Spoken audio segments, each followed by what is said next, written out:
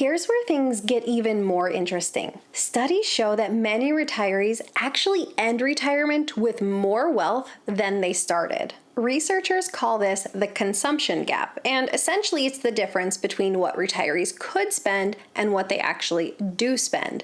Why does this happen? First, habits.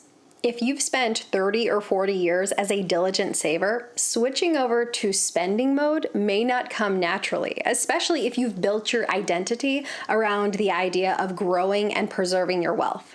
Second, loss aversion.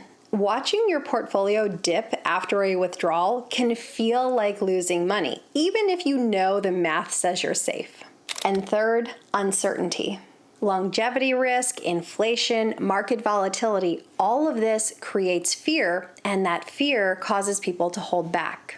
Financial planner Michael Kitces ran long-term simulations on the traditional 4% rule, and the results were staggering. Retirees withdrawing just 4% of their portfolio on an annual basis weren't just safe. They were far more likely to end retirement with 5 times their starting wealth level than they were to run out of money. Imagine retiring with $1 million and ending with $5 million.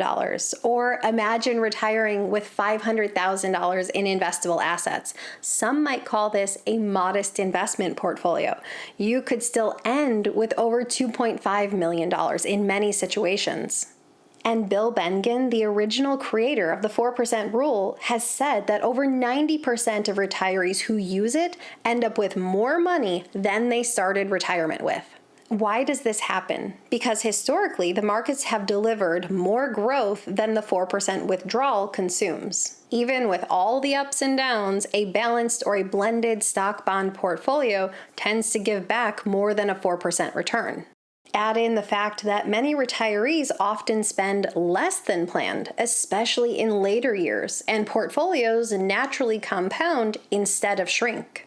And remember that the 4% rule itself was designed to survive the absolute worst case scenarios, retiring at the start of the Great Depression or right at the start of the 1970s stagflation. If you retire into average or even better conditions, it's truly conservative. Now, continuing to grow your portfolio throughout your retirement years can be fantastic if your goal is to leave a legacy or leave something behind to charity, but it is worth asking yourself, is that your real goal? Or are you shortchanging yourself when you could otherwise be living more fully? Here's another striking data point. JP Morgan found that the most common withdrawal rate among retirees isn't 4%, not even close. It's just 2%. Imagine that. Most retirees withdrawing just 2% of their portfolio? Why does this happen? We have the fear of running out of money. Even when you know from a data standpoint or on an intellectual level that you have a safe plan, uncertainty can feel overwhelming. For many, they simply don't need as much as they thought. Again, once many retirees hit retirement, they find that their spending is not as much as they thought it would be, or that Social Security fills more of the gap. Also, it's really only taking what you need.